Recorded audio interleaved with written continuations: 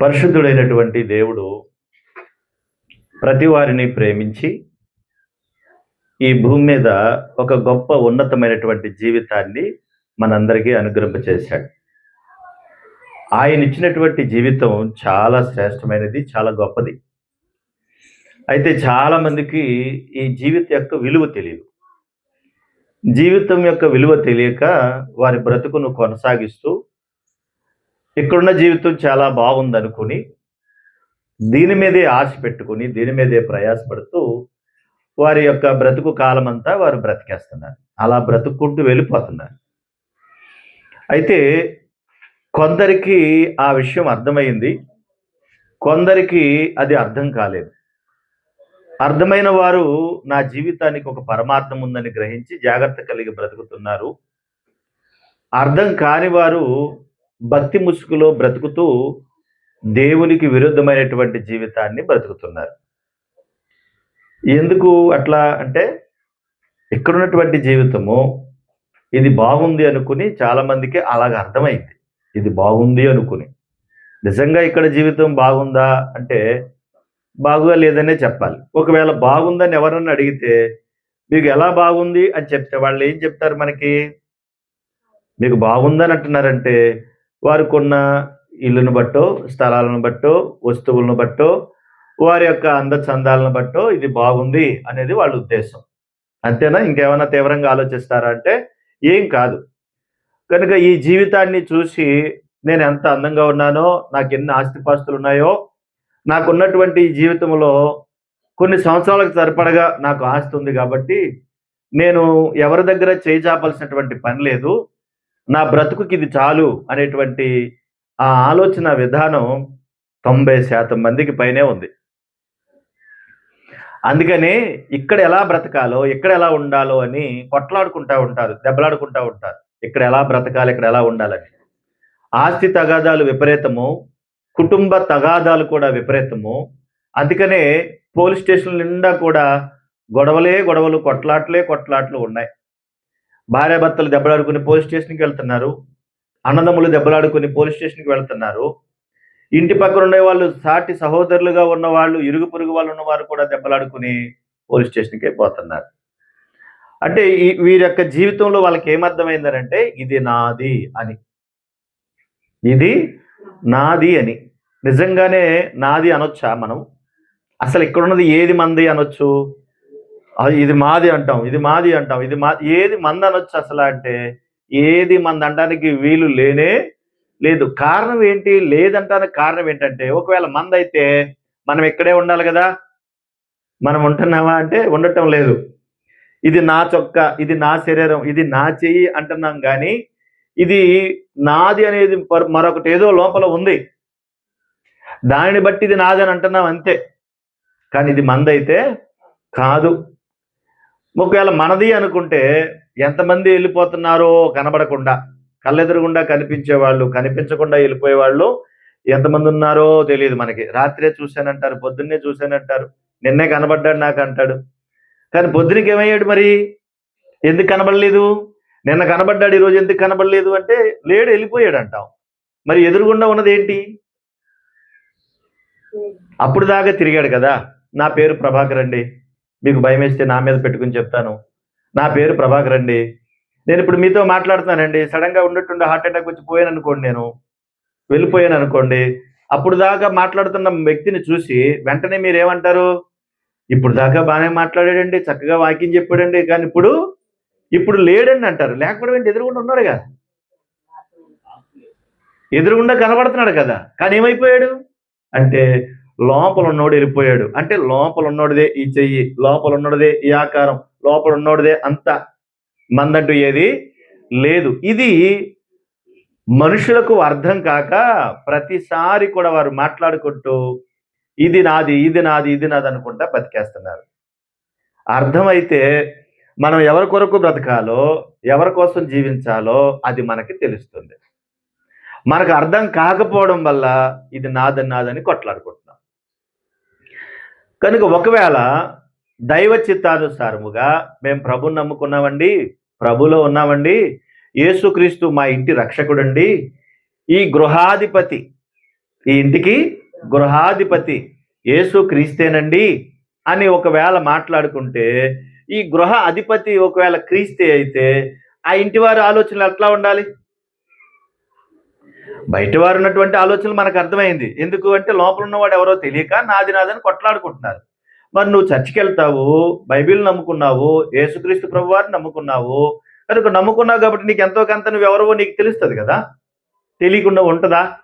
ఇటువంటి కొద్దిపాటి జీవితంలో ప్రభువుని అంగీకరించి ప్రభువులో ఉండి ప్రభువులో బ్రతుకుతున్న వారికైనా కూడా వారికి ఒకవేళ ప్రభు యొక్క చిత్తమేమిటో, ప్రభు యొక్క మనస్సు ఏంటో ఒకవేళ తెలుసుంటే వారు ఎట్లా బ్రతకాలి, వారు ఎలా బ్రతకాలి, వారి జీవితం ఎట్లా ఉండాలి, వారి ఆలోచన విధానం ఎలా ఉండాలి, ఆ ఇంట్లో అసలు ఏముండాలి అంటే శాంతి సమాధానాలు ఉండాలి. ఆ ఇంట్లో ఏముండాలి చెప్పండి? శాంతి సమాధానం ఉండాలి. నిజం చెప్పండి, ప్రభువును అంగీకరించినటువంటి వారి ఇళ్లలో శాంతి సమాధానాలు ఉన్నాయా? అంగీకరించిన వారి గృహాలలో కూడా శాంతి సమాధానాలు ఉన్నాయా? ప్రభువుని నమ్ముకున్నామని చర్చికి వెళ్ళేటువంటి బిడ్డల్లో ఒకవేళ ప్రభువుని అంగీకరించినటువంటి వారి బిడ్డల్లో కూడా మేము ప్రభువుని నమ్ముకున్నామండి, మేము భక్తిపరులమండి, మేము యేసుక్రీస్తు భక్తులమండి అని ఒకవేళ అంటే ఆ గృహాలలో శాంతి సమాధానాలు ఉన్నాయా చెప్పండి? అన్నదమ్ములు ఉంటారు, అన్నదమ్ములు కలిసే ఉంటారా? అక్క చెల్లెలు ఉంటారు, కలిసే ఉంటారా? అక్క తమ్ముడు ఉంటారు, కలిసే ఉంటారా? భార్య భర్తలు ఉంటారు, కలిసే ఉంటారా? అంటే పేరుకి కలిసి ఉంటారు, కానీ ఆయలలో కూడా ఏమున్నాయి? గొడవలు ఉన్నాయి, కొట్లాట్లు ఉన్నాయి, తగాదాలు ఉన్నాయి, ఆస్తి పంపకాలు ఉన్నాయి, ఆస్తి గొడవలు ఉన్నాయి. పేరుకే రక్త సంబంధం, పేరుకే రక్త సంబంధం, కానీ లోపల ఏం లేదు, ప్రేమ లేదు. ఒకే తల్లి గర్భాన్ని పంచుకుని ఆ తల్లి గర్భం నుంచి ఒకే తల్లి గర్భం నుంచి వచ్చినటువంటి బిడ్డలకు కూడా ఏం లేదంటే ప్రేమ లేదు. పైగా కొట్లాట్లు, ఇది నాది అది నాది అని. అంటే వీరికి కూడా జీవితం యొక్క పరమార్థం ఏంటో వీళ్ళకి తెలియలేదు. వారికేమో బయట ఉన్నటువంటి పరిస్థితులను బట్టి ఈ ప్రపంచమే మాది, ఈ లోకమే మాది అనుకుని వాళ్ళు బతుకుతున్నారు. ప్రభువుని అంగీకరించి మేము పరమభక్తులం, పరలోకనాథులం, పరలోకానికి వారసులం అనుకుని వీళ్ళు కూడా అలాగే బ్రతుకుతున్నారు. ఇప్పుడు వాళ్ళకి కూడా మనకి కూడా అలా ఉంటే గనక తేడా ఏముంది? ఏమీ తేడా లేదు కదా. కనుక ఏమి చెప్పదలుచుకున్నాడు దేవుడు మనకనంటే, నీ జీవితంలో నువ్వెవరవో నీకు తెలియాలి, నీ జీవితంలో నువ్వు ఎందుకు బ్రతుకుతున్నావో తెలియాలి, నీ జీవితంలో నువ్వేం చేస్తున్నావో కూడా తెలియాలి. చిన్ననాటి నుండి కూడా పుట్టి పెరిగిన దగ్గర నుంచి ఇప్పుడు నీకు 60, 70, 80, 90 సంవత్సరాలు వచ్చే వరకు కూడా దేవుడు నిన్ను పెంచి పెద్ద చేసి ఒక స్థితికి తీసుకొచ్చాడంటే నీ వయసులో నీకు ఎదుగున్నటువంటి స్థాయిలో నువ్వు ఏం పాటు పడ్డావు, ఏం చేశావు, ఎవరికి నువ్వు మాదిరిగా ఉన్నావు, నీ యొక్క జీవిత ప్రభావం ఎవరి మీద పడింది? నీ ఇంట్లో ఉన్న వారికి కానీ బయట ఉన్న వారికి కానీ నీ ద్వారా ఏమి సందేశాన్ని నువ్వు ఇవ్వాలనుకుంటున్నావు? ఒరే నన్ను చూసి నేర్చుకోరా అని మీరు చెప్పగలరా? ఒరే నాకు 90 సంవత్సరాలు వచ్చాయిరా మనవడా మనవరాలా అని పెద్దవాళ్ళు చెప్పగలరా? ఒక తండ్రిగా నన్ను చూసి నేర్చుకో, నేను ఎలా ఉన్నానో చూడు, నా జీవితం ఏంటో చూడు, నేను ఎలా బ్రతుకుతున్నానో చూడు అని చెప్పగలిగే అవకాశం ఉందా? అంటే అసలు ఎటు చూసినా ఏ కోశాన్ని చూసినా కనబడటం లేదు.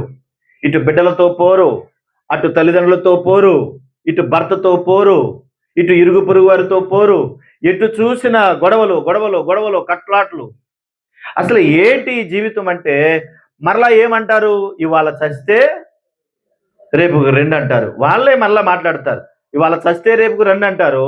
మరి ఇవాళ చచ్చి రేపుడికి రెండు అయినప్పుడు ఇంత గొడవ నీకు అవసరమా? ఇన్ని కొట్లాట్లు అవసరమా? నీకిచ్చినటువంటి జీవితంలో ప్రేమను పంచలేని బతికి ఎందుకు నీకు? వాక్యం పట్టుకుంటావు, దేవుని మాటలు చదువుకుంటా ఉంటావు, ఆరాధన చేస్తానంటావు, గొప్ప ఆరాధన చేస్తానంటావు, కానీ దేవుని ప్రేమను పంచలేని బ్రతుకు అదేం బ్రతుకు? కనుక మన జీవితంలో నీ జీవితంలో దేవుడిచ్చిన ఆయుష్ కాలం ఎంతవరకు అయితే ఉందో అంతకాలంలో నీ జీవితం యొక్క ప్రభావం నీ ఇంట్లో కనబడాలి, నీ వీధిలో కనబడాలి, నీ ఊరిలో కనబడాలి. అప్పుడు నీ జీవితానికి పరమార్థం ఉన్నట్టు లెక్క. నిన్ను చూసి, పలానా ఆమెను చూసి, ఇదిగో ఈమెను బట్టి నేను ప్రభువుని అంగీకరించాను, ఈమెను బట్టి నా బ్రతుకు మార్చుకున్నానని ఒక్కరు చెప్పినా నీ బ్రతుకు సార్థకం అయిపోయినట్టే లెక్క. ఒకవేళ ఇది నేను చేయలేదు, ఇది నాకు జరగలేదంటే ఎందుకు నీ బ్రతుకు అని దేవుడు అడుగుతున్నాడు ఈరోజు. నువ్వు సమాధానం చెప్పాలి. ఏదన్నా మాట్లాడితే సంఘ సహవాసాలలో కానీ, బయట ప్రపంచంలో కానీ కుల ప్రస్తావన, మత ప్రస్తావన లేకుండా నేడున్న సమాజంలో ఏది జరగట్లా. ప్రతి దానికి కులము మతము ఈ రెండింటిని అడ్డు పెట్టుకుని కొట్టుకు చస్తా ఉన్నారు. చచ్చిపోయేటువంటి వారందరినీ కూడా తీసుకెళ్లి భూమిలోనే పాతి పెడతారు. ఒక్కొక్కరికి ఒక్కొక్క భూమి లేదు, ఒక్కొక్కరికి ఒక్కొక్క ఆకాశం లేదు, ఒక్కొక్కరికి ఒక్కొక్క గాలి లేదు. వీధి మూలన్న వాళ్ళు, ఈ ఊరి చివరనున్న వాళ్ళు ఏ గాలి అయితే పీలుస్తున్నారో, ఊరి మధ్యలో ఉన్న నువ్వు కూడా అదే గాలి పీల్చాలి. ఊరి చివరనున్న వారు ఏ నీళ్ళు అయితే తాగుతున్నారో అదే నీరు నువ్వు కూడా తాగాలి. ఎవరికంటుంది ఇప్పుడు? ఎవరికి ఉంది అంటూ? కాబట్టి కొద్ది జీవితం, ఆలోచించే విధానం మారాలి. ఇవాళ చస్తే రేపు రెండు అనుకునేటువంటి నీవు నీ ఆలోచన విధానాన్ని మార్చుకుని, దేవుడు నీ భూమిలో బ్రతకడానికి నీకు ఇంత గొప్ప జీవితాన్ని ఎందుకు ఇచ్చాడో అది తెలుసుకోవాలి మనం. ఒకవేళ తెలుసుకోకుండానే మనం వెళ్ళిపోయామనుకోండి, ఇక నీ జీవితం పోయినట్టేగా. ఎవరికి నువ్వు మాదిరి? మాట్లాడకూడదు లోపల శ్రేష్ట. నువ్వు ఎవరికి మాదిరి చూపిస్తున్నావు? ఎవరితో మాట్లాడుతున్నావు? ఎవరితో సహవాసం చేస్తున్నావు? ఎవరి గురించి మాట్లాడుతున్నావు? ఒకవేళ అన్నయ్యకి బుద్ధి లేదు, తమ్ముడికి నీకు బుద్ధి ఉండాలిగా. పోనీ అక్కకి బుద్ధి లేదు, తమ్ముడికి నీకు ఉండాలిగా. పోనీ అన్నయ్యకి బుద్ధి లేదు, చెల్లికి నీకు జ్ఞానం ఉండాలిగా. వారు కక్ష పడితే నువ్వు కక్ష పడుతున్నావు, వారు ద్వేషం ఇస్తే నువ్వు ద్వేషిస్తున్నావు. అసలు నీ బ్రతుకును గురించిన ఆలోచన లేకుండా నువ్వు ఎవరికి ఏమి నేర్పిస్తున్నావు? ప్రభువుని అంగీకరించి ప్రేమ కలిగిన దేవుని గురించి మాట్లాడుతూ ప్రేమ లేకపోతే ఎట్లా? బైబిల్లో ఏమన్నాడు తెలుసా? దేవుడు ఎంత అద్భుతమైనటువంటి మాటలు దేవుడు రాయించాడండి. ఆయన మాటలు వింటే అద్భుతం అండి. ఈ మాటలు అర్థం కాక ఇవి మన మాటలు కాదు, ఎవరి మాటలు అనుకుంటారండి. ఈ మాటల యొక్క ప్రభావం, ఈ మాటల యొక్క శక్తి అర్థమైతే మీ జీవితాలు మార్పు చెందుతాయి, బ్రతుకులు మారుతాయి, దైవికమైనటువంటి గుణాలు లోపలికి వస్తాయి. అందుకని ప్రేమ కలిగిన దేవుడు ఆయన మాట్లాడుతూ ఏమంటున్నాడంటే, బైబిల్లో ఇలా రాయించాడండి. చూడండి, మీ బైబిల్ తెరిచి యోహాన్ రాసిన మొదటి పత్రిక 4వ అధ్యాయం. యోహాన్ రాసిన మొదటి పత్రిక 4వ అధ్యాయం 7వ వచన భాగం. ప్రియులారా, మనము ఒకరినొకడు ప్రేమింతము, ఏలయనగా ప్రేమ దేవుని మూలముగా కలుగుచున్నది అన్నాడు. ప్రేమ ఎక్కడి నుంచి పుట్టుకొచ్చిందంట? దేవుని మూలముగా పుట్టిందంట. ఈ ప్రేమ మనుషుల దగ్గర నుంచి రాలా. దేవుని మూలముగా పుట్టినటువంటి ప్రేమను కొలత వేయగలమా? అసలు మనం చెప్పగలమా? అమ్మా వినండి తల్లి, చూడపర్లేదు వినండి. మనం కొలత వేయడానికి అవకాశం ఉంటుందా? చెప్పండి, దేంతో కొలత వేయగలుగుతాం? దేవుని ప్రేమ ఇది అని కొలత వేయడానికి ఏముంది చెప్పండి? పోనీ అక్కడ దాకా వద్దండి, తల్లి ప్రేమను ఎక్కడ దాకా కొలవగలం చెప్పండి? పోనీ తండ్రి ప్రేమను కొలవగలమా? తల్లి ప్రేమ పైకి కనిపిస్తుంది అంతే, తండ్రి ప్రేమ కనబడదు. పోనీ దీనిని మనం లెక్కలు కట్టగలమా?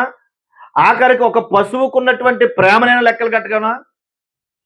మీ ఊదులు మరి గేదెలు ఉన్నాయో మేకలు ఉన్నాయో ఏమున్నాయో నాకు తెలియదు, కానీ ఒక పశు సంపదని మీరు చూడండి. ఒక గేదె దగ్గరికి వెళ్ళండి, దానికి ఎన్నైతే పెడతారో అన్ని పెట్టి తిని అది ఏమిస్తుంది? పాలు ఇస్తుంది. పాలు ఇవ్వకుండా తన్నింది అనుకోండి, అప్పుడు ఏం చేస్తారు దాన్ని? ఎంత తిన్నవే మేత, ఎంత చిట్టు, ఎంత తవుడు, ఎంత దోగర, ఎన్ని ఉలవలు, ఇవన్నీ తిని నువ్వు తంతవే అని మనం ఏం చేస్తాం? దాన్ని మనం తంతాం. అబ్బా, ఇంత మంచి గొప్ప లాజిక్ మనకు వచ్చేసింది. ఎంత గొప్ప లాజిక్కో చూడండి మళ్ళీ. కనుక అన్నీ తీసుకున్నది అదేం చేస్తుందంటే తెల్లటి పాలు మనకిస్తుంది, తెల్లటి పాలు మనకిస్తుంది. ఇప్పుడు ఆ ప్రేమ ఆ పాలల్లో కనబడుతుంది. అది ఆ ప్రేమను కొలవగలరా చెప్పండి ఎవరైనా? మనం ఎవరైనా కొలవగలమా? దీనికి ఎంత ప్రేమ ఉందని కొలవగలమా? కొలవలేము. అంటే కొలత లేనంత, విస్తారమైనంత, ఇంతని చెప్పలేనంత ప్రేమను దేవుడు పుట్టించాడు. ఆ ప్రేమను భూమి మీద ఉన్నటువంటి సమస్త మానవాళిలో ఉండాలని కోరుకుంటున్నాడు. అక్కడ చూడండి, మరి మాట ఉంటుంది అక్కడ, ఒకరినొకడు ప్రేమింతము, ఎందుకంటే ప్రేమ దేవుని మూలముగా కలుగుచున్నది, ప్రేమించు ప్రతివాడు దేవుని మూలముగా పుట్టినవాడై. ఎవరి మూలంగా పుట్టారంట? దేవుని మూలముగా పుట్టారంట. ప్రతి ఒక్కరు దేవుని మూలంగా పుట్టాల్సిందే, కులానికి మతానికి పుట్టరు, దేవుని మూలముగా పుట్టాల్సిందే. ఎవరైనా దేవుని మూలంగా పుట్టాల్సిందే. ఆయన పుట్టిస్తేనే ఈ భూమి మీద పుట్టాల్సిందే. మన అందరం అలాగే పుట్టాం. అమ్మ ఎన్నో కష్టాలు పడి ఓర్చుకుంది, సహించుకుంది మన కోసం. ఆ సహించుకునే గుణాన్ని కూడా దేవుడే ఇచ్చాడు. అర్థమవుతుందా ప్రియమైన దేవుని వర్లారా? దేవుడు ప్రేమ కలిగినోడైతే ప్రేమను తెలుసుకోకుండా బ్రతికితే అదేం జీవితం? నాకు బుద్ధి లేదు, మరి నీకుండాలిగా కనీసం. నిన్ను మాట్లాడినాడో, నన్ను ఎంతంత అన్నాడో అనుకుంటాం అప్పుడప్పుడు మనం కదా. చచ్చినా సరే నీ గుమ్మం తొక్కనంటాం అప్పుడప్పుడు చాలాసార్లు. ఈ మాట ఎన్నిసార్లు అని ఉంటాం, ఎంతమంది అని ఉంటాం చెప్పండి. అసలు నువ్వు ఉండొచ్చా? ఎవరైనా తొక్కకూడదేమో కానీ నువ్వు తొక్కాలి. ముఖం మీద ఉమ్మేసినా నువ్వు తొక్కాలి అంతే. అది దేవుని ప్రేమ. నీ యొక్క మాదిరి, నీ యొక్క శక్తి, నీ యొక్క ప్రభావం, నీ యొక్క భక్తి అందులో కనిపిస్తుంది. నువ్వు నాతో మాట్లాడుకో, నేను నీతో మాట్లాడను, అది ఎవరి మాట? దేవుని మాట. అది దేవుని మాట. లోపల ఉన్నటువంటి ఆదాం ఏమైపోయాడు? మీరు చెప్పండి. ఇప్పుడు ఆదాం ఏం చేశాడు? చేయొద్దని పని చేశాడా? మన ఆది తండ్రి చేశాడా? హవ్వమ్మ కూడా చేసిందా? చేసిన తర్వాత రోజు వచ్చి వాళ్ళతో మాట్లాడుతున్నప్పుడు వీళ్ళిద్దరూ కలిసి దాక్కున్నారా? దాక్కున్న తర్వాత అప్పుడు ఏమైంది? వీళ్ళు వచ్చి పలకరించారా దేవుణ్ణి? దేవుడు వచ్చి పలకరించాడా? మరి మనకేం పోయే కాలం మనం పలకరించాము? మనం మాట్లాడతామా? ఆడు సొంత తమ్ముడైనా సరే, అన్నయ్యైనా సరే, నీతో నేను మాట్లాడరా, అమ్మ అన్ని నీకే ఇచ్చింది, అమ్మ అన్ని నీకే రాసింది, నాకేమో లేదు. ఆ ముసలిది చచ్చిపోయింది, అమ్మ కాదు, అప్పుడు దాకా అమ్మ, ఇప్పుడు ముసలిది. అప్పుడు దాకా అమ్మ, అన్ని నీకే ఇచ్చింది. చూసారా? దేవుడే ఫస్ట్ పలకరించాడా? ఆదాం పలకరించాడా? దేవుడిగా పలకరించాల్సిన ఏంటి గతి టైంకి? ఆయన పలకరించి ఆదామా ఎక్కడున్నావు అని వెతుక్కుంటా వచ్చి ఆయన పలకరించాడట. బా, ఏం అద్భుతం అండి. ఆయనకి ఎంత కక్ష ఉండాలండి. నా మాట అనుకున్నా, ఆయన తెలీదా? నా మాట అనుకుని దాక్కున్నాడు వీడు, ఇన్నేదోటి చేసేయాలనుకోవాలి కానీ ఏమనుకుండా ఆదామా ఎక్కడున్నావు అని ఎంత ప్రేమగా పిలిచాడండి. ఎంత అద్భుతమైనటువంటి మాట.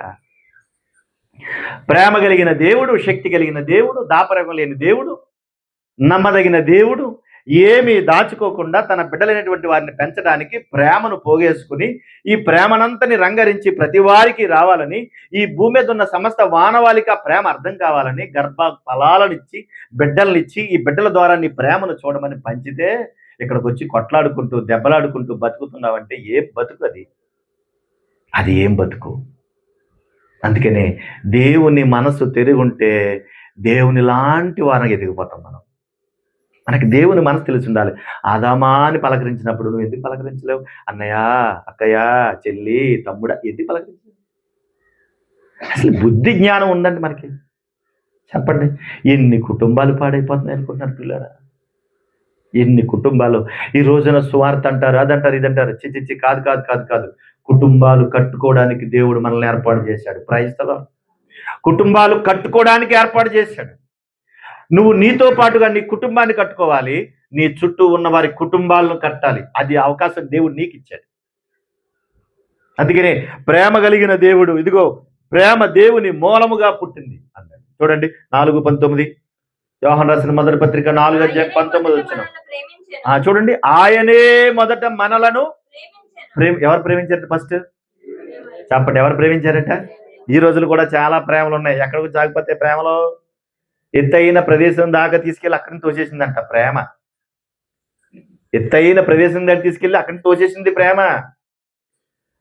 నీలం రంగు డబ్బాలో పెట్టి సిమెంట్ బస్తాలో పాతి పెట్టేసింది ప్రేమ. లోపలికి తీసుకెళ్లి జాగ్రత్తగా తాసుపామును వదిలిందంట ప్రేమ. తాసుపాముతో కరిపించి చంపేసింది భర్తని, అది ప్రేమ. అన్నం తింటున్నప్పుడు విషం కలిపి చంపేసింది, అది ప్రేమ. ఇదేనా ప్రేమ? ఈ ప్రేమలు అంటారా వీటిని? నీ ప్రేమ శాశ్వత కాలం ఉన్న దేవుణ్ణి తెలుసుకోవాలి. నీ ప్రేమ జీవగ్రంథంలో దేవుడు రాయించిన ఆ గొప్ప స్థితిని అర్థం కావాలి. అందుకే ఆయనే మొదట మనల్ని ప్రేమించాడు. ప్రేమించి గనుక మనము ప్రేమించుచున్నాం. మనకు అర్థం కాదు ఈ ప్రేమ. ఆ తర్వాత మాట్లాడుతూ, ఎవడైనను నేను దేవునిని ప్రేమించుచున్నానని చెప్పి తన సహోదరుని ద్వేషించిన ఎడల అతడు అబద్ధికుడగును అంటాడు. నాకు చాలా ప్రేమ ఉంది, I love you daddy, I love you mummy అంటున్నారా? వాళ్ళకి రోజు తిండి పెట్టడం మానేయండి, ఐ లవ్ యూ అంటారా? అంటారా? మా నాన్నకి అసలు జ్ఞానం లేదు, నా మీద ప్రేమే లేదంట. నేను అప్పుడప్పుడు పిల్లల్ని ఇంట్రో చేస్తా ఉంటారు, ఒరే మీ నాన్న ఇష్టమా మీ అమ్మ ఇష్టమా చెప్పండి రా అంటే రకరకాలుగా చెప్తారు వాళ్ళు. అందులో ఒకడు అంటున్నాడు, మా అమ్మ అంటే ఇష్టం నాకు. ఎందుకు మీ అమ్మ అంటే ఇష్టం? అన్నీ వండి పెడుతుంది అన్నాడు. ఏం చేస్తుందంట? అన్నీ వండి పెడుతుందంట. మరి మీ నాన్నందుకంటే ఎందుకు ఇష్టం రా అంటే అన్నీ తెచ్చి పెడతాడు. నాన్న అన్నీ తెచ్చి పెడతాడు, అమ్మ అన్నీ వండి పెడుతుంది కాబట్టి ఇష్టం. ఈవిడు వండి పెడతాం మానేస్తే ఇష్టం లేదు, ఆయన తేవడం మానేస్తే ఇష్టం లేదు. అంటే వస్తువులతో మిళితమై ఉంది ప్రేమ, ధనంతో మిళితమై ఉంది ప్రేమ, గుడ్డితనంతో మిళితమై ఉంది ప్రేమ. ఇది దేవుని ప్రేమ కాదు, కల్తీ ప్రేమ, దుష్టుడైన అపవాది ప్రేమ ఇది. కనుక ఇప్పుడు నువ్వు ఎవరిని ప్రభావితం చేస్తావు? ఇలాంటి కపటమైన ప్రేమ చూపించి ఎవరిని నువ్వు ప్రభావితం చేయగలవు? ఎవరి హృదయాన్ని మార్చగలవు? మార్చగలుగుతావా? అందుకే నేను ఎప్పుడైనా ఎవరికైనా చెప్తే ఇలా చెప్తాను, నువ్వు ఇతరులను ప్రేమించు కానీ కల్మషం లేకుండా ప్రేమించని చెప్తాను. దాపరికం లేనంతగా ప్రేమించు. మనసులో ఒకటి పెట్టుకుని పైకి ఒకలాగా మాట్లాడుతూ విషం చిమ్మొద్దు, అది అపవాది లక్షణం. దైవికమైనటువంటి ప్రేమ యథార్థమైనది, శాశ్వతమైనది, కల్మషం లేనిది. కనుక ఈ రోజున గృహాలలో కుటుంబాలలో ప్రేమ ఉందా అంటే అదేమైపోయింది? చచ్చిపోయింది. ప్రేమ ఉందా ఇప్పుడు ఆ రోజుల్లో? లేదు. ఆ రోజుల నుంచి ఈ రోజుల వరకు కూడా ప్రేమ చల్లారిపోయినటువంటి పరిస్థితులు ఉన్నాయి. ఒక సంఘం అంటే ఒక సంఘం పడదు, ఈ ఇల్లు అంటే ఆ ఇల్లుకి పడదు, ఆ ఇల్లు అంటే ఈ ఇల్లుకి పడదు. ఒకవేళ ప్రభువు నమ్ముకున్నామని ప్రభువులో ఉన్నా కానీ మా సంఘమే పరలోకం వెళ్తుంది, మరి మిగతా సంఘాలు నరకానికి పోతాయా? నువ్వు ఒక్కదానివే పరిశుద్ధుడివా? నువ్వు ఒక్కడవే పరిశుద్ధురాలువా? మిగతా వాళ్ళందరూ నరకానికి పోవాలా? అదేనా నువ్వు నేర్చుకున్నావు? దేవుడు అదే చెప్పాడా? పరిశుద్ధ గ్రంథంలో చెప్పాడా?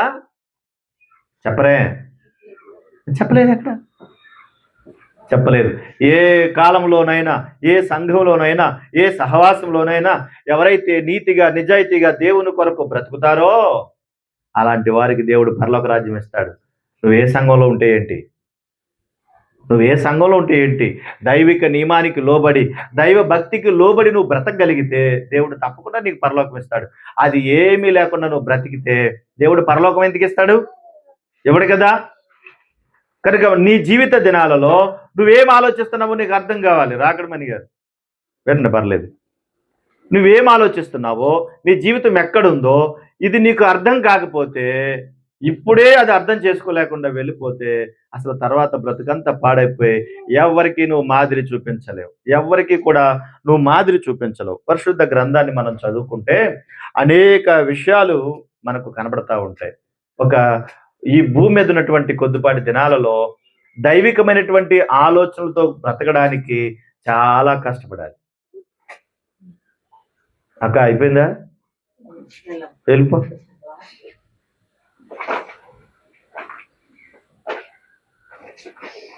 భూమి మీద భక్తి కలిగి బ్రతకడానికి చాలా కష్టపడాలి. భక్తి మార్గంలో బ్రతకడానికి చాలా కష్టపడాలి. ఏమంటే బైబిల్ పట్టుకోవడం తేలిక సులువా చెప్పండి అమ్మా? కష్టమా తేలిక? ఏంటి పట్టుకోవడం కష్టమా? పట్టుకోవడం చాలా చాలా తేలిక. ఏముంది, ఇలా కింద ఉంది ఇలా తీసుకున్నాను, చాలా తేలిక. కానీ ఈ బైబిల్లో ఉన్నటువంటి దేవుని మాటలు హృదయంలోకి వెళ్ళడానికి ఎన్నిసార్లు బైబిల్ చదువుతున్నారు? ఎంతవరకు చదువుతున్నారు? చదివిన మాటలు ఎంతవరకు లోపలికి వెళ్తున్నాయి? బైబిల్ చదివేటప్పుడు చూస్తున్నప్పుడు సెల్ ఫోన్ ఆన్ చేసుకునే వాట్సాప్ చూసుకునే వాళ్ళు ఒకరు, ఫేస్బుక్ చూసుకునే వాళ్ళు ఒకరు, ఇన్స్టాగ్రామ్ చూసుకునే వాళ్ళు ఒకరు. పాస్టర్ గారు అక్కడ వాక్యం చెప్తూనే ఉంటాడు, వీళ్ళ పని వీళ్ళదే, వాళ్ళ పని వాళ్ళదే. మరి దేవుడు అది నేర్పించాడా? కాదు కదా. మన జీవిత దినాలలో మనం మరొకరికి మాదిరిగా కనబడాలంటే ఆ మాదిరికరమైనటువంటి జీవితము దేవుడు చెప్పినట్టుగా జరగాలి. ఇప్పుడు నీ ఇంట్లో వాళ్ళని చూసి మారాలంటే ఎలా మారుతారు? ఏ విధంగా మారుతారు? ఎలా మారుతారు? నువ్వేం చెప్పగలుగుతావు వాళ్ళకి? పాస్టర్ గారు మా అత్తగారి కోసం ప్రార్థన చేయండి అంటది కోడలు. ఏమ్మా అంటే, అసలు మా అత్తగారు అస్సలు మాట వింటలేదండి, ఏ ప్రతిదానికి దెబ్బలాడుతుందండి, గయ్యాల గంపలాగా ఉందండి అంట. ఇంటికి వెళ్ళి పరీక్ష ఎత్తే ఎవరు గయ్యాల గంపో తెలిసిపోద్దా? అంటే చర్చిలో ఒకలాగా ఉన్నావు, ఇంటి దగ్గర ఒకలాగా ఉన్నావు. అక్కడేమో తెల్లపావురం, మరి ఇక్కడ నల్లకాకి. ఇక్కడేమో నల్లకాకి నువ్వు, అక్కడేమో తెల్లపావురం. తప్పు కదా? అక్కడ దేవదూత యాసం వేసుకున్నావు, ఇక్కడ సాతాను యాసం వేసుకున్నావు అంటాడు. అంటే నీ జీవితం ఎవరి మీద ప్రభావితం చూపిస్తుంది చెప్పు? ఇప్పుడు ఎవరిని మార్చగలుగుతావు నువ్వు? ఏం చేయగలుగుతావు నువ్వు? చుట్టూ ఉన్నవారు కూడా నిన్ను చూసినప్పుడు వారి ఆలోచన విధానం ఎలా ఉంటుంది? కనుక ఎవరికో ఏదో చెప్పేస్తున్నావు అనుకోవద్దు. ముందు నీ జీవితం ఎలా ఉందో ఆలోచించు, నీ పద్ధతి ఎలా ఉందో ఆలోచించు. ప్రేమ కలిగిన దేవుడు ప్రేమను పంచిపెట్టమంటే మనమేమో ద్వేషాన్ని పంచిపెడతా ఉంటే ఎట్లా కుదురుతుంది? మనకిచ్చిన కొద్దిపాటి జీవితాన్ని దైవిక నియమాల చేత మనం కాపాడుకోవాలి. చూడండి, ఒక మాట మీకు జ్ఞాపకం చేస్తాను. చూడండి ఒకసారి, అధ్యాయం ఆదికాండము 7వ అధ్యాయము మొదటి వచ్చిన భాగాన్ని చూడండి.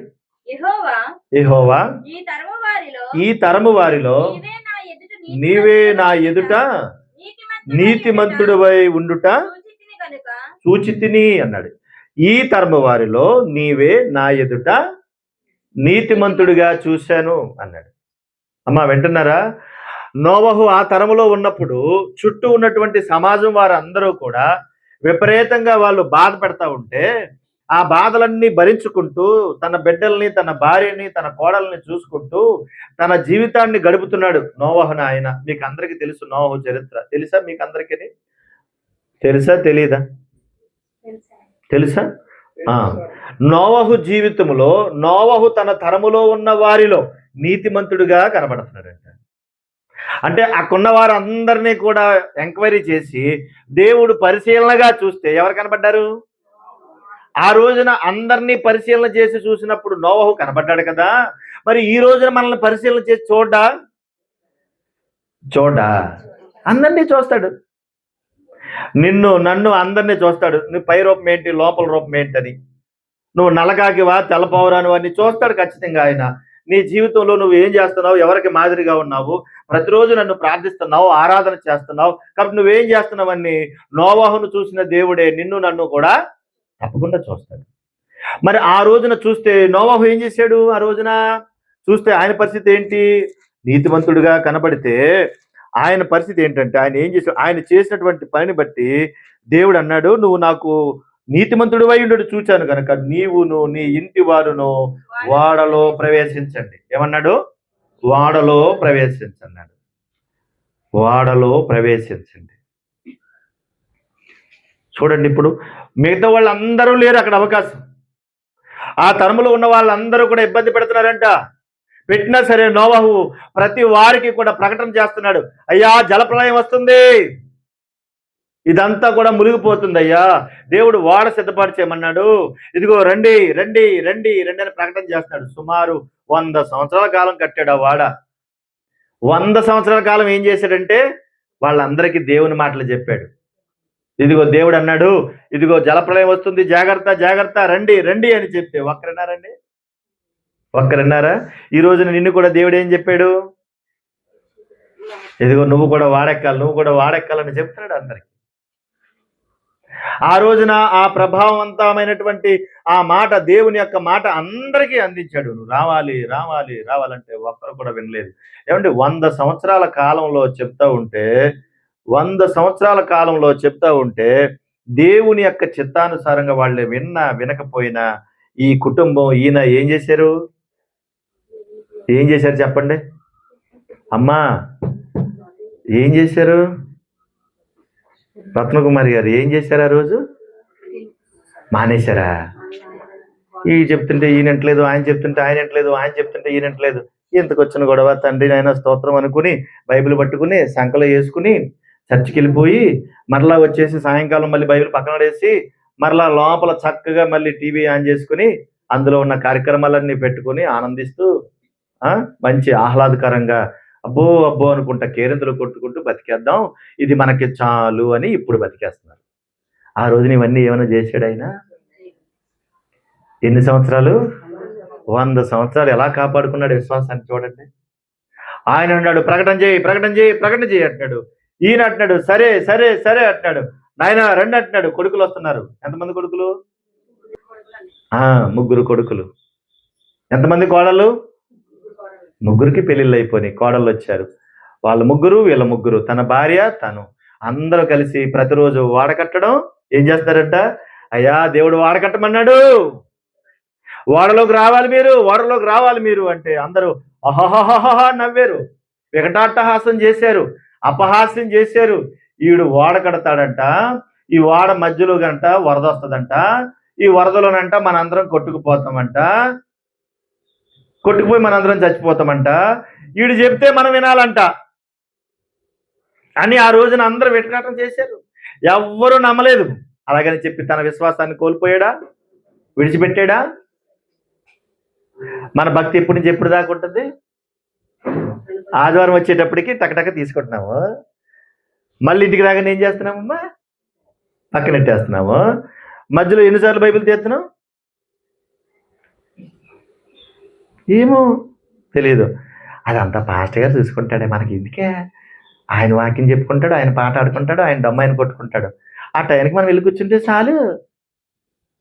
ఒకవేళ ఎవరైనా చదవగానే ఇంటికే పాస్టర్ గారు చదివేస్తాడు, నువ్వు వద్దు కూర్చో, ఆయన చూసుకుంటాడు, ఆయన చూసుకుంటాడు. అన్నీ ఆయన చెప్తే నువ్వేం చేస్తావమ్మా? నువ్వేం చేస్తావు చెప్పు? నిన్న మేము కలిసి పాట పాడాలి, వాక్యం చదవాలి, పని చేసుకోవాలా? మరి నీకు బాధ్యత లేదా? నీ కుటుంబాన్ని సరి చేసుకోలేకపోతున్నావు, నిన్ను నువ్వు కట్టుకోలేకపోతున్నావు, ఇక ఇతరులకు ఏం చెప్తావు? ఏం చెప్తావు? ఓ పక్కన నోవాహు ఏం చేస్తున్నాడు?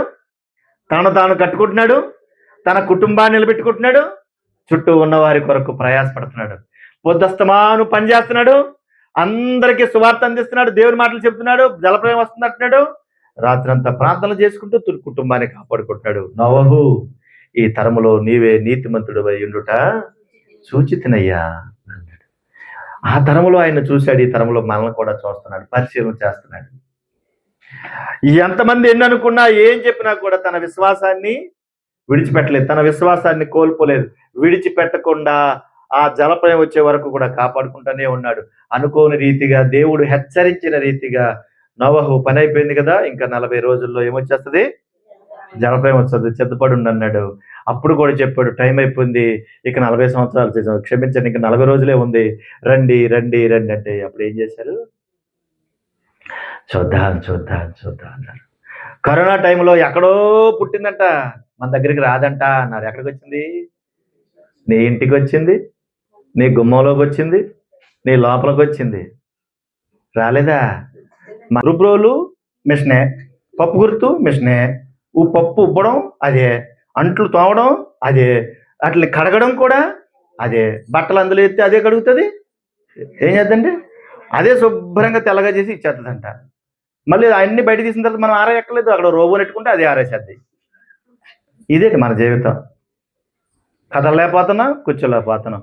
వచ్చామంటే కనుక స్టూల్ కావాలి, ఫ్యాన్ కావాలి, ఇలాగెలా చూసుకుంటాం. మళ్ళీ మనం ఫ్యాన్ ఇవా అన్నట్టుగా.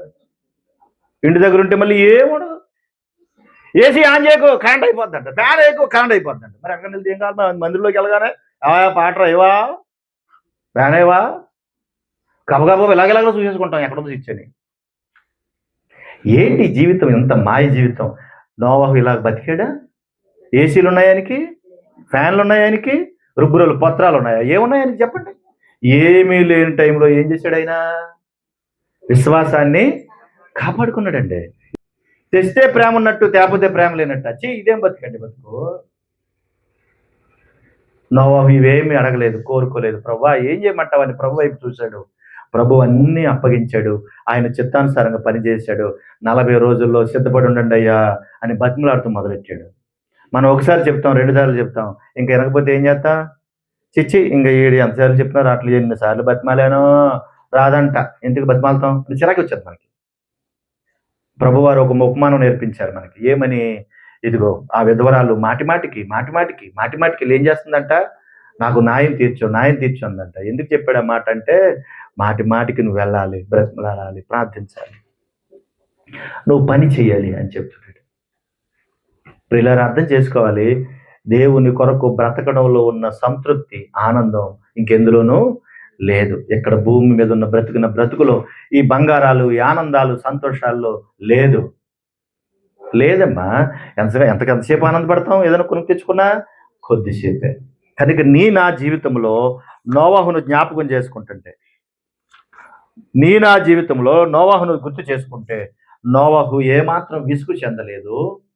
సుమారుగా 100 సంవత్సరాలు దేవుని మాటలు అందించాడు. ఆ రోజున ఎవరు వినలేదు. వినకపోయినా ప్రతిరోజు బ్రతిమలాడాడు. ఆ రోజు వచ్చింది. 40 రోజుల తర్వాత ప్రచండమైనటువంటి జలప్రళయం ఈ భూమి మీదకి వచ్చింది. భూమి మీద ఉన్నటువంటి సకల మానవ జాతి ఏమైపోయారు? చనిపోయారు. నోవహు తన ఇంటి వారు మాత్రం అక్కడికి వెళ్ళారు, వాడలోనికి వెళ్ళి రక్షించబడ్డారు. జీవరాశులన్నీ లోపలికి వచ్చినాయి, కానీ వీళ్ళు మాత్రం లోపలికి రాలేదు. ప్రభునందు ప్రియమైన దేవుని వారలారా, దేవుని బిడ్డలారా, గమనించండి, యేసుక్రీస్తు ప్రభు వారు అతి త్వరలో రాబోతున్నాడు ఆయన. కనుక మాటిమాటికి మరణాత అంటే దాని అర్థం ఏంటి? మాటిమాటికి మరణాత అని ఎందుకు అంటున్నారు మీరు? మాటిమాటికి మరణాత దాని అర్థం తెలుసా? మరణాత అంటే దాని అర్థం ఏంటో తెలుసా? ఇదిగో ప్రభువా త్వరగా రమ్ము, ప్రభువా త్వరగా రమ్ము అన్న దాని అర్థం. ఆయన వచ్చేటప్పటికి మరి నువ్వు ఎట్లా ఉండాలా? ఆయన రమ్మని అంటున్నావు, బాగానే ఉంది. ఆయన వచ్చేటప్పుడు ఎలా ఉంటావు? పెళ్లి కొడుకు దారిలో ఉండంటే ఇక్కడ పెళ్లి కూతుర్ని ఏం చేస్తారు? చిరిగిపోయిన ముక్కు ఒకటి వేసుకుని, పాసిపోయిన నైటీ ఒకటి వేసుకుని, ఏం చేస్తున్నావా అని ఆ రోడ్ల మీద తిప్పుతారా? పెళ్లి కూతుర్ని తిప్పుతారా? ఏం చేస్తారు మరి? ఏం చేస్తారు? చక్కగా స్నానం చేయించి, మంచి డ్రెస్ కొట్టి, ఒక చక్కని పెళ్లి కూతురు యొక్క స్వరూపం ఎట్లా ఉంటుంది అలా తయారు చేసి, పెళ్లి కొడుకు వస్తూ ఉంటే పెళ్లి కూతుర్ని సిద్ధపడి చేస్తారు. ఆయన వరుడు కదా. మేఘం ఎక్కుదాం రండి అంటారు కదా. మరి మేఘం ఎక్కాలంటే ఆయన వరుడు కదా. ఆయన వరుడు వస్తున్నప్పుడు వధువుగా నువ్వు సిద్ధపడాలి కదా. త్వరగా రమ్ము అంటున్నావంటే ఆయన వచ్చేటప్పటికి నువ్వు రెడీగా ఉండాలి కదా. రెడీగా లేకపోతే వచ్చిన తర్వాత ఏమైపోద్ది బ్రతుకు? జలప్రలయం వస్తుంది అంటే ఆ రోజు చూద్దాం అంటున్నారు. తీరా వచ్చింది, అందరూ ఏమైపోయారు? ఉలిగిపోయారు. ఒక్కరు కూడా బ్రతకలేదు. నోవాహు కుటుంబం తర్వాత పెరగలేదు, అందరూ చనిపోయారు. నోవాహు కుటుంబం ఒక్కటే ఓడలోనికి చేరింది. ప్రియులారా, ఈరోజు కూడా ప్రభు వచ్చే రాకడ సమయంలో ఉన్నావు. అసలు నీ జీవితం ఎందుకు భూమి మీద పుట్టావో అది నీకు తెలియాలి. ఎందుకు నువ్వు భూమి మీద పెరుగుతున్నావో అది కూడా నీకు తెలియాలి. ఒకవేళ దేవుడిచ్చినటువంటి జీవితాన్ని నువ్వు సమకూర్చుకోలేకపోతే, కాపాడుకోలేకపోతే, ఆ ప్రేమను పెంపొందింప చేయలేకపోతే, నోవాహును చూసినట్టే దేవుడు నిన్ను కూడా చూస్తున్నాడు. నోవాహు తన లెక్క అప్పగించేశాడు. బ్రతిమలాడిన దేవా, చెప్పాను దేవా అన్నాడు.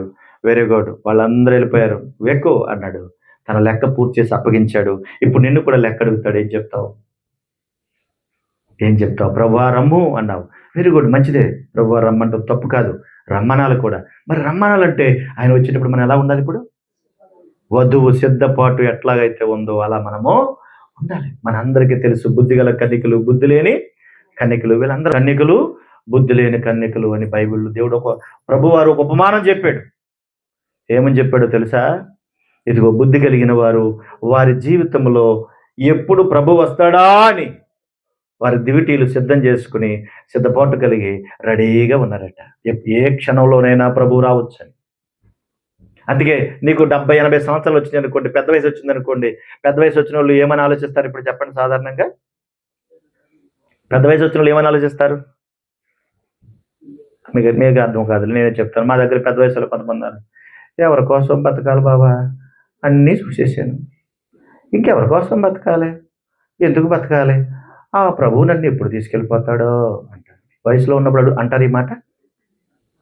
అమ్మా అంటారా? వయసులో ఉన్నప్పుడు అంటారా? మరి ఎప్పుడు అంటారు? మన వాళ్ళని చూశాను, ముదుమాలను చూశాను, నేను ఇంకెవరి కోసం బతకాలి, ఆ ప్రభువు నాకు ఎప్పుడు అవకాశం ఇస్తాడో అన్నా.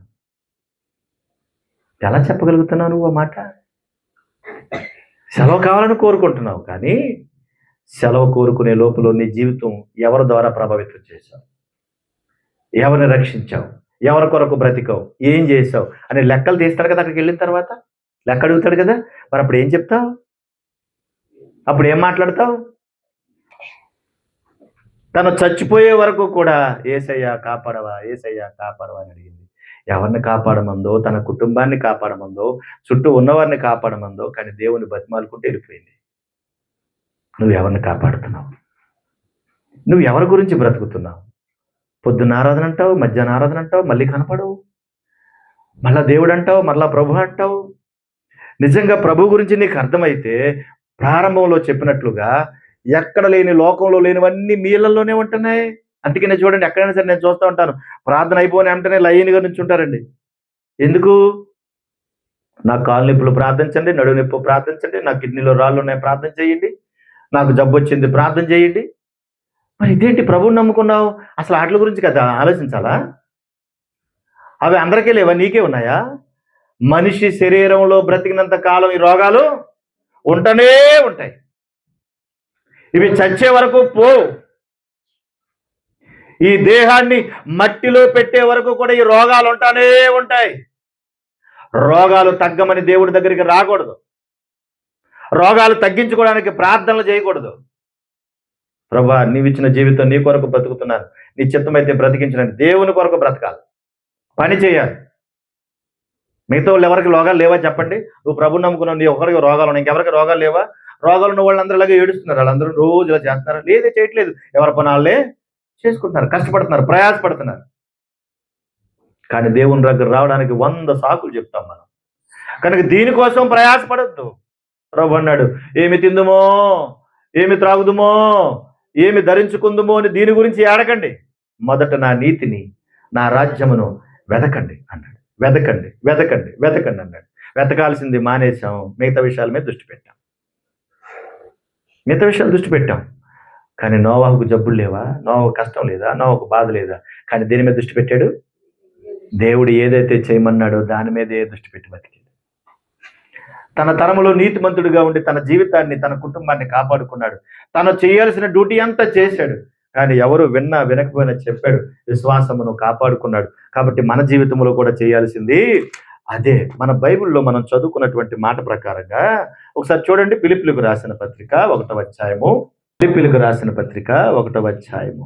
అపోస్తలుడైన పౌలు గారు మాట్లాడుతున్నటువంటి అద్భుతమైనటువంటి మాట 19వ వచన భాగంలో ఇలా రాయించాడు. మరియు నేను ఏ విషయంలోనూ సిగ్గుపడక ఎప్పటి వలనే ఇప్పుడు నువ్వు పూర్ణ ధైర్యముతో బోధించడం వలన నా బ్రతుకు మూలముగానైనా సరే, చావు మూలముగానైనా సరే అంటే ఏమని చెప్తున్నాడమ్మా?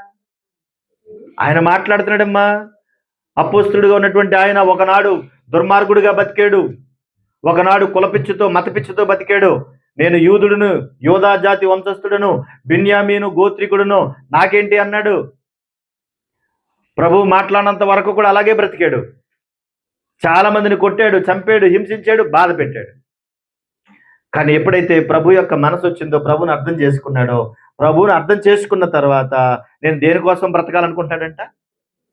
నా బ్రతుకు మూలముగానైనా సరే సిగ్గుపడకుండా, చావు మూలముగానైనా సరే సిగ్గుపడకుండా క్రీస్తు నా శరీరమందు ఘనపరచబడాలంటే ప్రభువుని నమ్ముకున్న తర్వాత అతని జీవితం ఏంటో అతనికి అర్థమైందా? మరి అర్థమైందా? నువ్వు ప్రభువుని నమ్ముకుని ఎన్నాళ్ళయింది? ఇప్పుడు నువ్వు ప్రభువులోకి ఎందుకు వచ్చావో, నీ జీవితం ఏంటో నీకు అర్థమైందా? మరి నీకు తెలిసిందా? కేవలం అవసరాల కోసం వచ్చావా దేవుని దగ్గరికి? లేదంటే ఏదైనా రోగం తగ్గించుకోవడానికి వచ్చావా దేవుని దగ్గరికి?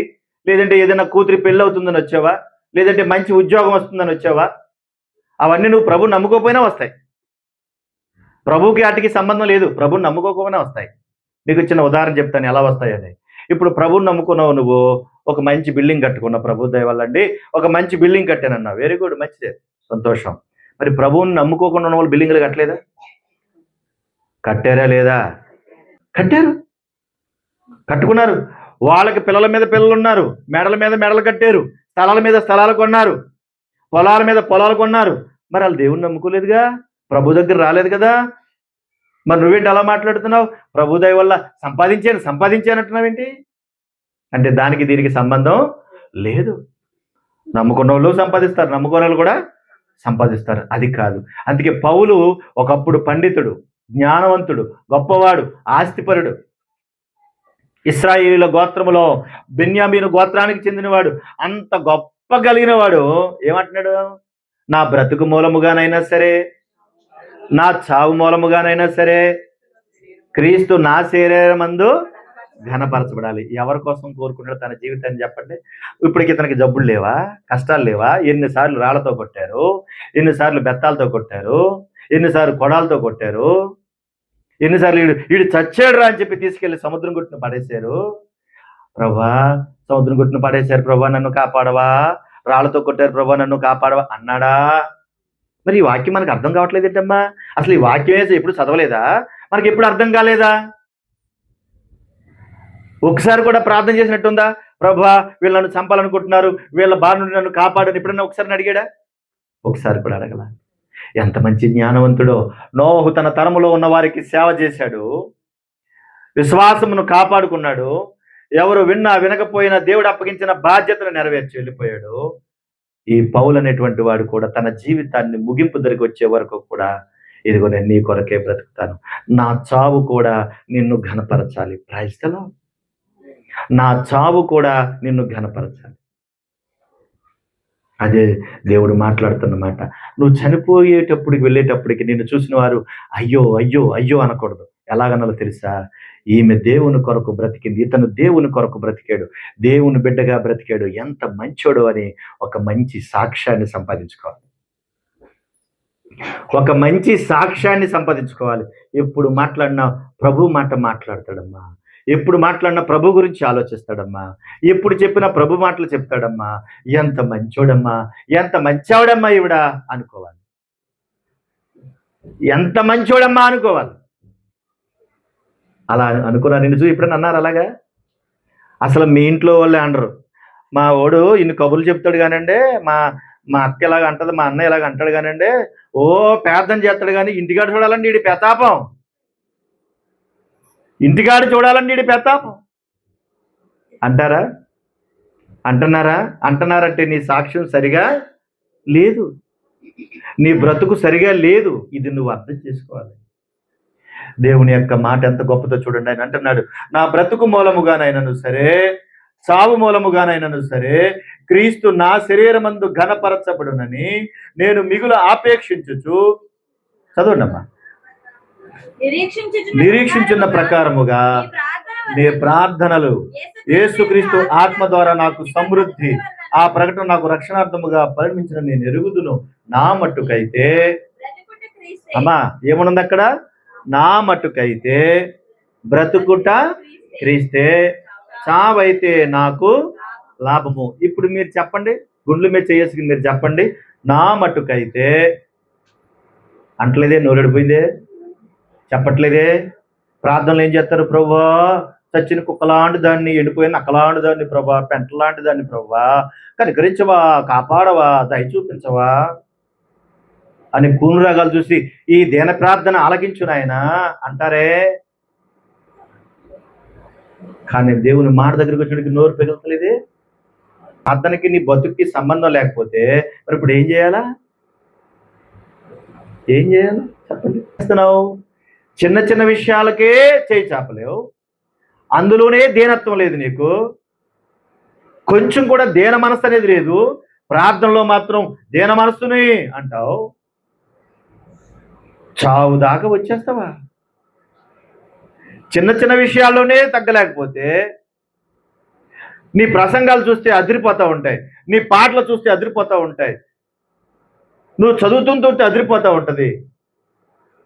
కానీ నీ గురించి ఒక్కరైనా మంచిగా సాక్ష్యం చెప్తారా? నీ ఊర్లో పలానామ చర్చికి వెళ్తుందమ్మా, నెంబర్ 1 అమ్మ, చాలా మంచి ఆవిడమ్మని నీ వీధిలో ఉన్న వాళ్ళు నీ గురించి సాక్ష్యం చెప్పగలరా? అలా చెప్తే నువ్వు ధన్యురాలివి, అలా చెప్తే నువ్వు ధన్యుడివి. అలా చెప్పించుకోగలగాలి. నోవహును అంతమంది దూషించిన మారు మాట మాట్లాడా? మాట్లాడలా. ఏమన్నా కూడా పట్టించుకోలేదు. అన్ని విషయాల్లో కూడా దేవుని వైపు చూస్తూనే తన జీవితాన్ని గడిపేశాడు. పౌలు, నా బ్రతుకు మూలముగానైనా సరే, నా చావు మూలముగానైనా సరే ఎవరు క్రీస్తు నాయందు ఆయన గణపరచబడాలి. భాస్కరరావు గారు ఎప్పుడు ప్రార్థన చేసిన ఒక మాట అంటాడు, నాకు ఇష్టమైన మాట. ఆయన హెచ్చించబడాలి, మేము తగ్గించబడాలని ఎప్పుడో మాట అంటాడు ఆయన.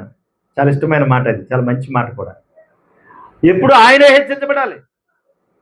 ఆయన హెచ్చించబడాలంటే మన జీవితం ద్వారా ఏమవ్వాలి? ఆ దీన మనస్సు, ఆ ప్రేమ, మన యొక్క స్థితిగతులు ఆయనకు అప్పగించాలి. అలా అప్పగించలేనప్పుడు ఎంతకాలం ఉంటావు నువ్వు? ఎంతకాలం బతుకుతావు? వారికి దేవుని ప్రేమ అర్థం కాదు, ప్రభువుని అంగీకరించానంటావు, నీకు దేవుని ప్రేమ అర్థం కాదు. మరి అలాగే వెళ్ళిపోతావా? ఎంతకాలం ఉంటావు? నా మట్టుకైతే బ్రతుకుట క్రీస్తే, చావైతే నాకు లాభం అంటున్నాడు ఆయన. నువ్వు చెప్పా మాట? నువ్వు చెప్పా మాట? ప్రార్థనలో చెప్పడం కాదు, హృదయపూర్వకంగా చెప్పు. ఒకవేళ రేపే దేవుడు అది నీకు ఇస్తే నువ్వు ధైర్యంగా సంతోషంగా వెళ్ళిపోవాలి. కానీ వెళ్ళాం. కానీ ఏమంటాం? మరణాత మరణాత అంటాం. మరణాత అంటాం తప్పు కాదు. దాని అర్థం ఏంటంటే ప్రభువా త్వరగా రమ్ము, త్వరగా రమ్మని అర్థం. ఆయన వచ్చాడంటే మనం రెడీగా ఉండాలిగా. అది నేను చెప్పే బాధ. ఆయన వస్తే మనం రెడీగా ఉండాలి. ఒకవేళ రేపే ఆయన వస్తే నువ్వు హెచ్చించబడి ఆయన వైపు చూసి ఆ మహిమ మేఘం వస్తూ ఉంటే ఎక్కగలవా? రెడీగా ఉన్నావు మరి? ఎక్కగలవా? అది మాటలతో చెప్పేది కాదు. అందుకే ఆయన అంటాడు చివరిగా చెప్పిన మాట, నా బ్రతుకైతే బ్రతుకుట క్రీస్తే, చావైతే లాభము. 22వ వచనం చివరిగా చెప్పి ముగిస్తాను చూడండి. ఆయనను శరీరముతో నేను జీవించుటయే నాకున్న పనికి ఫలసాధనమై అయినడలా నేనేమి కోరుకుందునో నాకు తోచలేదు. అంటే నేను శరీరంతో ఎందుకున్నాననే మాట చెప్తున్నాడు. మళ్ళీ 23వ వచనంలో, నేను రెంటిని మధ్యలో విరుకుబడి ఉన్నాను, ఇటు శరీరము అటు ఆత్మ వెడలిపోయి నేను వెళ్ళిపోయి క్రీస్తుతో కూడా ఉండాలని నాకు ఆశ ఉన్నది, అది నాకు మరి మేలు. అయినను నేను శరీరమందు నిలిచి ఉండుట మిమ్మును బట్టి మరి అవసరమై ఉన్నది. ముగిస్తున్నాను. నేను శరీరమును బట్టి ఉండుట మిమ్మును బట్టి మరి అవసరమై ఉన్నది. ఆ రోజున నోవాహును 100 సంవత్సరాలు ప్రకటించిన తర్వాత వాళ్ళు ఎక్కించాడు, తర్వాత తీసుకెళ్ళిపోయాడు. పౌలును మాత్రం కొంతకాలం బ్రతకడానికి అవకాశం ఇచ్చి బ్రతికించాడు. పౌలు అంటున్నాడు, నేను వెళ్ళిపోవాలి, ఆ ప్రభు దగ్గర ఉండాలనేటువంటి ఆశ నాకుంది, కానీ ఎందుకు నేను ఇక్కడ ఉండాలనుకుంటానంటే మిమ్మును బట్టి అన్నాడు. మిమ్మును బట్టి. ఇప్పుడు నువ్వు నేను ఎందుకు బ్రతుకున్నామో అర్థమైందా? నువ్వెందుకు బ్రతుకున్నావో నీకు తెలిసిందా? అర్థం కాలేదు. ఇంకా అర్థం కాలేదా? నువ్వు ఎందుకు బ్రతుకున్నావంటే పౌలు గారు అంటాడు, శరీరాన్ని బట్టి మిమ్మును బట్టి నేను బ్రతుకున్నానంటే మీ రక్షణ కొరకు నేను బ్రతుకున్నాను, మిమ్మల్ని రక్షించుకోవడానికి నేను బ్రతుకున్నాను, మిమ్మల్ని ప్రభు దగ్గరికి నడిపించడానికి నేను బ్రతుకున్నాను. అంటే నువ్వు నేను ఎందుకు బ్రతుకున్నావు? నీ కుటుంబాన్ని కట్టుకోవడానికి దేవుడు నిన్ను బ్రతికించాడు. నీ చుట్టూ ఉన్న వారిని కాపాడుకోవడానికే నిన్ను బ్రతికించాడు. లేకపోతే ఎప్పుడో వెళ్ళిపోవాలి. నువ్వు ఎప్పుడో వెళ్ళిపోవాలి. నువ్వు వెళ్ళిపోవాలి, నేను వెళ్ళిపోవాలి, ఎప్పుడో వెళ్ళిపోవాలి. నన్ను ఎందుకు బ్రతికించావు ప్రభు అంటే, ఇదిగో నువ్వు వెళ్ళి చెప్పాలి, నోవాహులాగా ప్రకటన చేయాలి. మరి నువ్వెందుకు బ్రతుకున్నావంటే, ఇదిగో నీ కుటుంబాన్ని నువ్వు కట్టుకోవాలి, నీ భర్తను నువ్వు కట్టుకోవాలి, నీ బిడ్డలు నువ్వు కట్టుకోవాలి, నీ చుట్టూ ఉన్నవారిని కట్టుకోవాలి. నువ్వు పొందుకున్న ప్రేమ ఆ చుట్టూ ఉన్నటువంటి వారు, నీ కుటుంబంలో ఉన్నటువంటి వారు కూడా సంపాదించుకోవాలి. మీకు అర్థమైందో లేదో, యేసుక్రీస్తు ప్రభువారి భూమి మీదకి వచ్చిన తర్వాత ఆయన ప్రేమను పంచిపెట్టడానికి ఎన్ని ఇబ్బందులు ఎదుర్కొన్నాడో, ఎంత బాధను ఎదుర్కొన్నాడో, ఎంత కష్టాన్ని ఎదుర్కొన్నాడో. మీరు చెప్పండి, నిజం చెప్పడం తేలిక, అబద్ధం చెప్పడం తేలిక? చెప్పండి, ఏది తేలిక? రాకడమణి గారు, ఏది తేలిక? నిజం తేలిక, అబద్ధం తేలిక? అబద్ధం తేలిక. ఎందుకు? చక్కగా చెప్పేచ్చు అబద్ధాలు. అందుకే చూడండి, ఎప్పుడు నిజం నిలకడగా ఉంటే అబద్ధం ఊరల్ని తిరిగి వచ్చేసిందంట. సామెతలు మాత్రం భలే పుట్టేస్తారు, చక్కని సామెతలు. తిరిగి తిరిగి తిరిగి తిరిగి వచ్చేస్తారట. కానీ నిజం చెప్పడానికి చాలా కష్టపడాలి, అబద్ధం చెప్పడానికి చాలా తేలిక. కాపురం కోలదేయాలంటే ఎంత టైం పడుతుంది? ఒకరు కాపురంలో నుప్పులు పోయాలంటే ఎంత టైం పడుతుంది? ఏమయ్యా ప్రసాదు ఉన్నాడో లేదో నాకు తెలియదు, మరి లేనిపోను గొడవ. నువ్వు అలాగెళ్ళు ఇలాగెళ్ళు, నువ్వు అలా వెళ్ళగానే మీ ఆవిడ ఎలాగెళ్ళింది ఏంటయ్యా అన్నాడు. ఇప్పుడు ఈయనకి ఏమవుతుంది? ఉంటుందా? ప్రశాంతత ఉంటుందా? ఎందుకు వెళ్ళిందంటావు? వాళ్ళంటికి వెళ్ళిందా, ఎలాంటికి వెళ్ళిందా, అక్కడికి వెళ్ళిందా, ఇక్కడికి వెళ్ళిందా, ఇంకా వేసుకుంటే ఆడ కూర్చుంటే ఎలాగా? అనుమానం జబ్బుడైతే ఇంకా అసలు చెప్పక్కర్లేదు.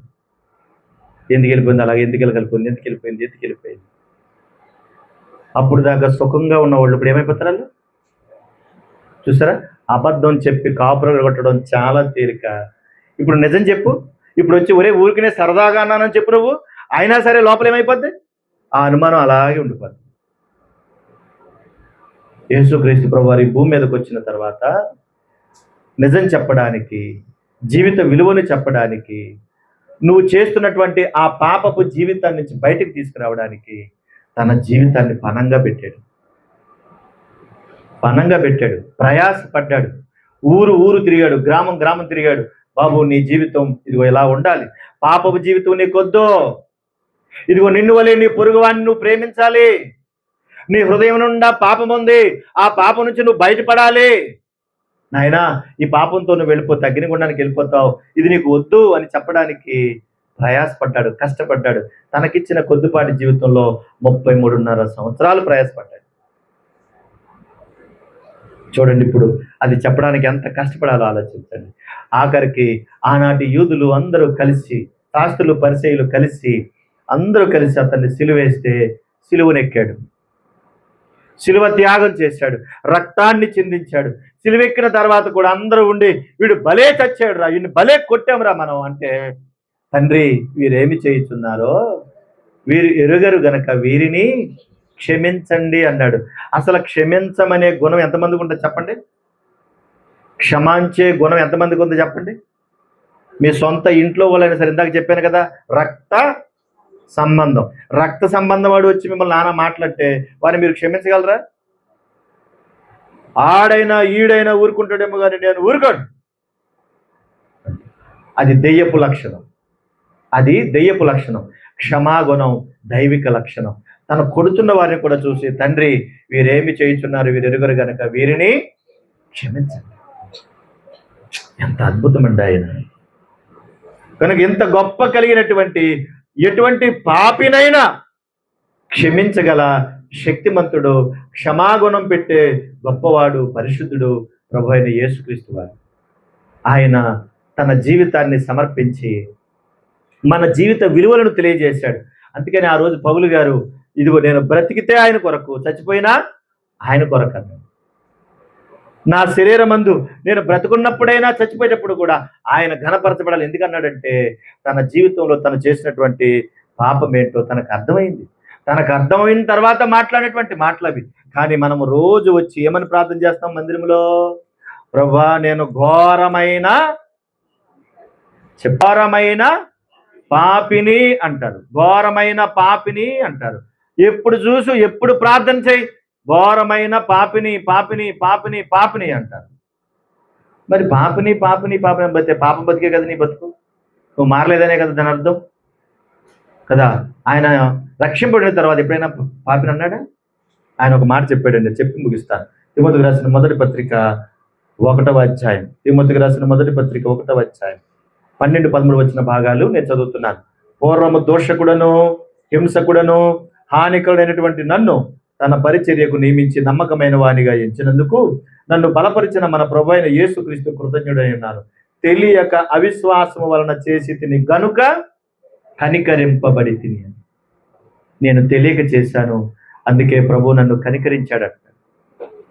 అంతేకాదు ఆయన మాట్లాడుతూ 15వ వచనంలో, పాపులను రక్షించుటకు క్రీస్తు యేసు లోకమునకు వచ్చినను వాక్యము నమ్మదగినదియు పూర్ణాంగీకారమునకు యోగ్యమైనది అన్నాడు. నమ్మదగినటువంటి వాక్యం, పూర్ణాంగీకారమునకు యోగ్యమైన వాక్యం.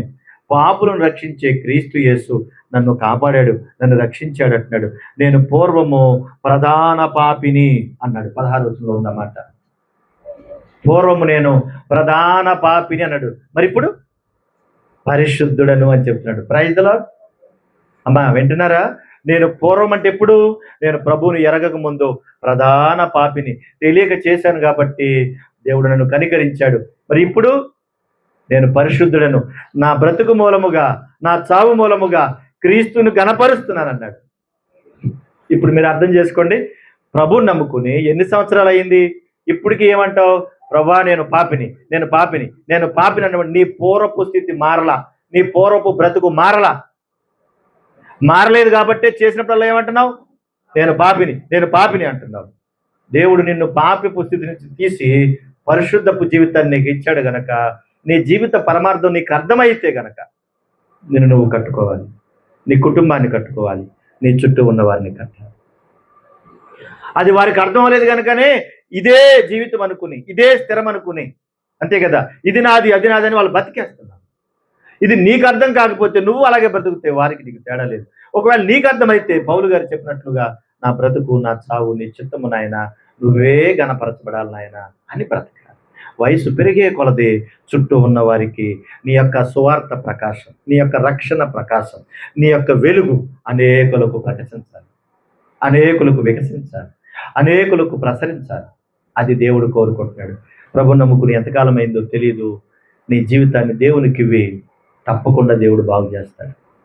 ఒకవేళ మరి ఇంత పాపిని కదా అంటే ఆయనే అంటున్నాడు, పాపులలో నేను ప్రధాన పాపిని, తెలియక చేశాను కాబట్టి ప్రభు నన్ను కనికరించాడు అంటున్నాడు. నువ్వు కూడా తెలియక చేసావు గనకే పాపిగా బ్రతుకుతున్నావు. నీ జీవితాన్ని ప్రభువుకి ఇచ్చి చూడు, ప్రభువా నాకు తెలియక చేశాను, నన్ను క్షమించు, నన్ను కనికరించు, పరిశుద్ధమైన జీవితం నాకు కూడా ఇవ్వనంటే తప్పకుండా నిన్ను కూడా క్షమిస్తాడు. పౌలును క్షమించిన దేవుడు నిన్ను కూడా క్షమిస్తాడు. నోహు తరములో 100 సంవత్సరాలు అవకాశం ఇచ్చినట్టు ఇప్పటికీ నీకు కూడా అవకాశం ఇచ్చాడు. కనుక ప్రభు చిత్తమైతే నీ జీవితాన్ని ప్రభువుకి ఇవ్వు, తప్పకుండా ఆయన బాగు చేస్తాడు. దేవుడు నిన్ను నీ కుటుంబం రక్షించును గాక. ఆమేన్. ప్రార్థన.